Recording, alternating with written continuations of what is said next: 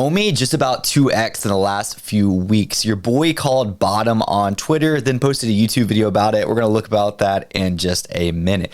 In this video, we're going to talk about the new potential, or let's just say new exchange listing we're about to have, what that means for the token, the future of the token, and everything surrounding that. There's a lot of information in this video. We're going to go for the very basic information about the exchange, and then we're going to look at a little bit more detailed information as far as checking the blockchain, trying to verify, don't trust, who's really holding OMI token, how many wallets is in, what are these wallets going to do, what's the lawsuits looking like, why hasn't it been listed on bigger exchanges, all of that broken down in this one video. So be sure to dial in, stay tuned. Let's get right into it. By the way, that's my boy Dan in the background if you didn't notice. So I posted this on January 14th. I then made a video that I'll leave at the end of this video. I said, hot take, if OMI delivers anything in Q1 or Q2 and the team or former team refrains from selling, that's a big if there. Even Moon Boys capitulated, and despite the last 2 years, delivery, it doesn't mean much for new buyers or degens because we're going into a more heated market. I have plenty of videos about that as I make a diverse amount of content now, not just on OMI. Number goes up and that's all that matters. So again, January 14th, let's take a look at this OMI chart. You know, let's go to this few months chart. Let's look for January 14th. And again, when I'm saying bottom, I mean, obviously like the last year or so. January 14th, it was at however many zeros that was at, triple O. It was actually 0005 on the bottom of the day. It never got below that 0005 amount. Now, of course, nobody's going to call it on the absolute fraction of a cent. And I'm not saying it can never go lower. If you watch my content, you'd absolutely know we could go to zero. This is speculation. This is all just altcoins. That's not Bitcoin. So you never know with this type of stuff. And there's a lot of things that's happening behind the scenes. I realized that a lot of my camera was blocking this, so I apologize for that. But anyways, with all that being said, of course I got the heat on YouTube. Of course I got the heat on Twitter. Thanks. It absolutely motivates me a lot more. I always have those same people that always give me the same energy no matter what. And you know, some of the stuff I even agree with. Past performance says that they will not deliver anything Q1 or Q2. Even when they announce something, it takes them 6 months to roll out. The biggest risk here is they changed tokenomics and haven't told OMI holders. So a lot of that I do agree with. Now, the problem is if we're in a heated market, then honestly, narrative that is all that matters. So if there's enough narrative there, then I'm not even too sure if it matters whether they deliver or not within the first few months. Now, with that out the way, know that these videos are not financial advice. This could 10x, 100x, it could go absolutely to zero.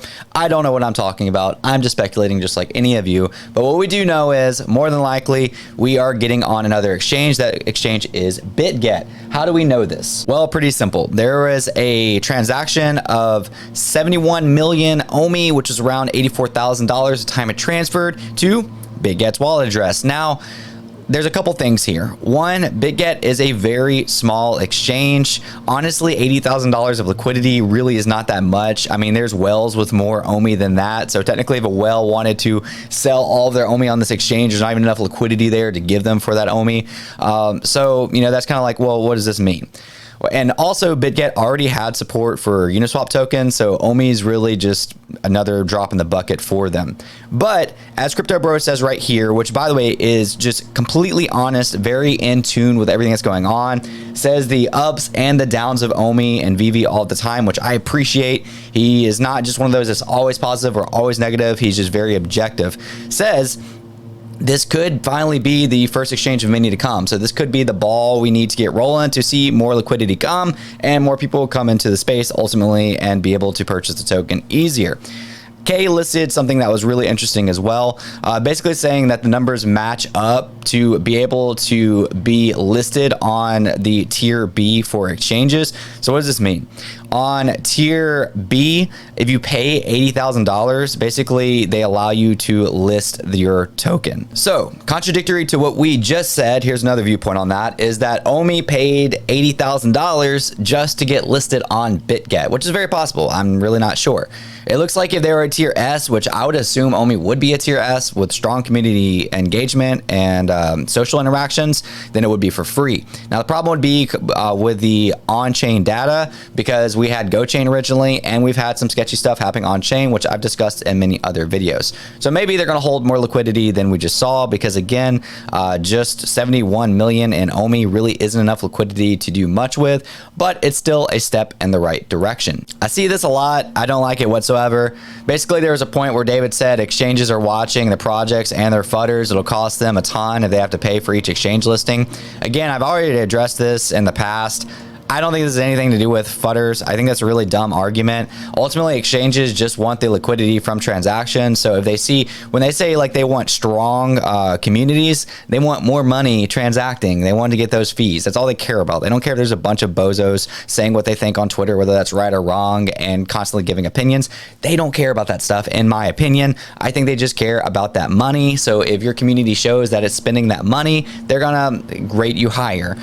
So the whole like, oh, David said this, there's a lot of things that David said that's very far off basis that just really leads to lack of on-chain understanding, and I think that's one of those things. But I welcome criticism on that. I can't say that I'm for sure right on it. It's just, to me, that seems a little silly. I apologize about the background noise if you hear it. My neighbor decided to mow right when I have the little time frame to create this video. With that being said, I saw a debate on Twitter the other day, could not find it when creating this video, but basically it was amongst the whole like, how many tokens does this person hold? I don't want to get involved in the lawsuit because they're trying to sue everybody, so I'm not going to mention any names. Let's just say at the end of the day, there are team members, there are ex-team members that do sell the token. There are people that hold a large percentage of the token that could sell at any given time. So that's a lot of the problem around OMI. That's why in my original post that I bragged about at the very beginning, talking about the Phil's bottom, I said it depends on the team or former team because they hold a large amount of the supply. If they wanted to crash it below the all-time lows, they could absolutely do that and control that and absolutely cause capitulation or not. So anyways, how do you check this? Because that was the debate. Everybody's back and forth like, well, you just look at it, just look at it, just look at it. Let me explain you how you look at it. You go to CoinGecko or go anywhere to get the token address, deck screener, and literally any site should give you this. You copy it. All right, you go to your browser. Let's go to the one where you search BitGet. Let's just type in Etherscan here because OMI is ERC20, meaning it's on the Ethereum blockchain. You go in here and you paste it, hit enter.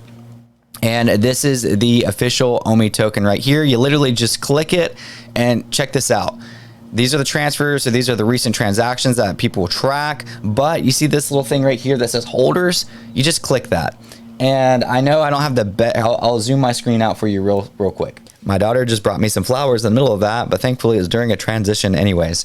So you paste in the address, and as you can see here, the number one holding is 17.8% supply. This is probably Ecomi's wallet. If you want to go in, you can look on that. Some of them just straight up say it. Like you can see that this is the Mutable X bridge that holds 5% of the supply. You can see OKX holds 0.9% of the supply. So literally, if you want to just go in and look, and you really want to get detailed, just start clicking on these and kind of looking at their other interactions. You can probably find them publicly as well for some exchanges.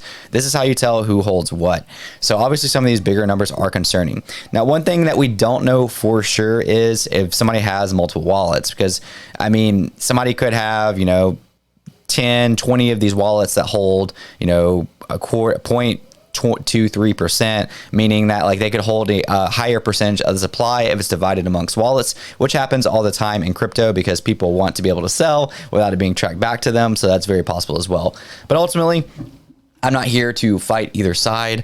If you want to do your own diligence, I'm trying to show you how to do that. If you want to dig into these transactions, literally I just showed you, go do that whenever you want to. All that being said, if there's anything to get from this video is do your own research. OMI could go up again a lot, or it could go down a lot. Could go to 0, could go to 10x. I have no idea what the future holds. Ultimately, I'll still be making content around it. It's still in my portfolio. I'm still excited about it. It's honestly a small percentage of my portfolio now because I've been buying all kinds of stuff throughout the crypto bear market that I'm really excited about.